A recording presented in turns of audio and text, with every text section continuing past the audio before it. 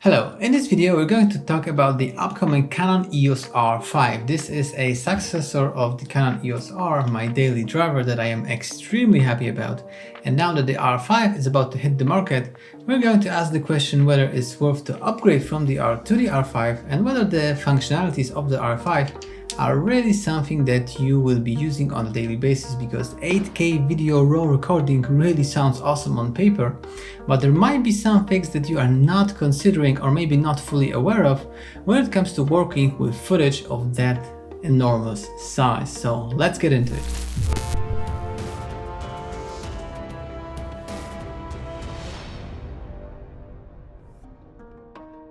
Alright, so like I said in the intro, the most mind-blowing thing about the Canon EOS R5 is the ability to shoot 8K resolution in RAW. It really is unheard of in mirrorless cameras. With a camera with a footprint similar to the R, being able to record 8K video resolution does sound amazing. But the problem is that if you are shooting 8K RAW, you are generating enormous files when you record your footage on the memory cards, and then you need to dump them onto the hard drives.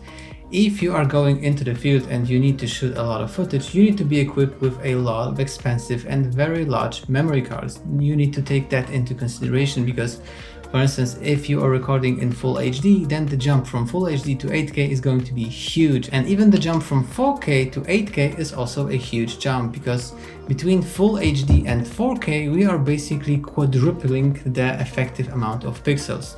And then from 4K to 8K, we are also quadrupling the amount of effective pixels that we are writing each single frame on the memory card. So between the full HD and the 8K, there is a factor of 16 when it comes to the amount of pixels that we are writing. So for instance, when I make YouTube videos and I have around 10-15 gigabytes worth of footage for a video of like 10 or 15 minutes length, if I were to switch to 8K recording, then I would be looking for over 150 gigabytes per one project, and that is enormous. So you really need to answer yourself, are you really going to use 8K on your daily basis? If you are going to use this camera for commercial projects, then probably yes, being able to record in 8K, it's going to be something that will definitely impress your potential clients. But if you are making content for social media, if you're a YouTuber, or maybe you're creating content for TikTok or for Instagram, then 8K really is kind of an overkill, because even if you are able to record that on your actual memory card, then you need to store this footage somewhere. And if you have a laptop, then you probably need to invest in a lot of hard drives, and this becomes very tedious to maintain. If you don't have a full-on studio to record your videos, and you don't have like a lot of hard drives wired up in some kind of a Ethernet network or something like this, and you actually need to plug it in and out using USB hard drives, then this is going to be enormously tedious, because you will suddenly need to keep track of a lot of hard drives. You will need to remember which piece of footage is on which hard drive if you need to look up something that you shot before, and this is going to be a kind of a pain in the ass, honestly, not to mention the cost of all those hard drives that you will need to purchase in order to be able to store all of your projects. And then finally, in order to be able to work with an 8K resolution raw video, you need to have a powerful computer.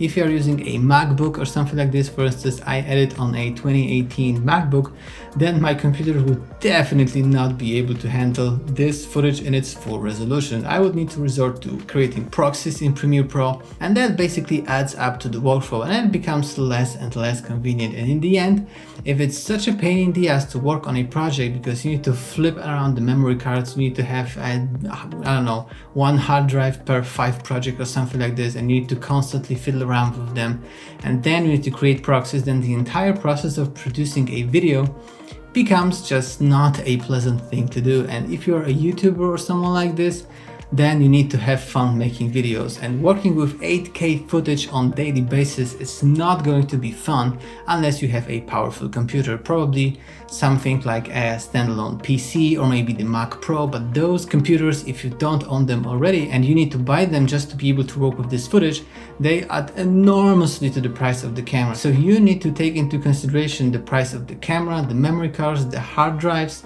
the computer and everything, and this is, well, it adds up. If you are not prepared, if you don't have a studio, that you already have all those additional stuff, the memory cards, the hard drives, the computers, etc., and you're just getting the camera, then you need to be aware of that just having the camera and having the ability to shoot 8K is not a magical thing to do, that you just, flip an option in the menu and suddenly all of your videos are 8K and you are, happily editing like you were before. It is an enormous change in the workflow. You need to be prepared for that. So you need to ask yourself a question, whether it actually is worth getting this expensive camera, or maybe you can actually take advantage of the fact that the R5 is launching and the price of the Canon EOS R is dropping significantly. This camera is probably cheaper than ever right now, and you can go to the description of this video and I will put some links to Amazon. You can check out what's the current price. I'm not gonna say what's the price because it changes constantly, so just check it to yourself by clicking on that link in the description. And by the way, this link is affiliated to Amazon, so if you want to support my channel, then definitely check out one of those links. I also have links to all of the gear that I'm using to create my YouTube videos, so check them out if you want to. So if you don't plan on using this camera for strictly commercial projects, I would advise you to maybe pick up an EOS R at a very reasonable price right now if you don't have it already.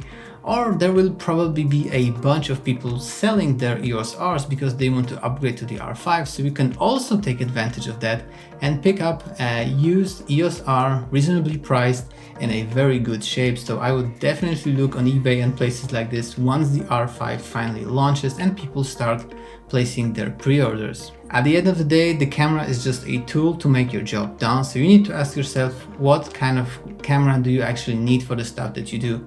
For YouTube, I would say that the EOS R is modern enough and you would be happy using just full HD and having a lot of freedom and a lot of free space on your hard drives with just working with full HD. I work with only full HD files and I am fine, for online purposes. This is definitely more than fine. Let me know down below in the comments, what do you think about this? Are you going to be buying the R5? Are you just fine having the R for now? Or maybe you're going to take advantage of the fact that the R5 is launching and you don't own any of the EOS R series cameras yet, and you are planning to take advantage of the price drops of the R to pick it up in a very good price. Let me know down below in the comments in which group of customers are you. And if you like this video, make sure to leave it a thumbs up. I will really appreciate that. And also consider subscribing to this channel, because on my channel I upload weekly a new video and it's all about tutorials and things connected to photography, filmmaking. I have a bunch of Premiere Pro, Lightroom, Photoshop tutorials, also astrophotography, so you can check out on my channel if any of that is interesting to you. And right now, if you want to check out my filmmaking tutorials, click on the video right here. If you want to check out my photography tutorials, click on the playlist right here, and also subscribe to not miss out on future videos. See you next time hopefully, and bye bye.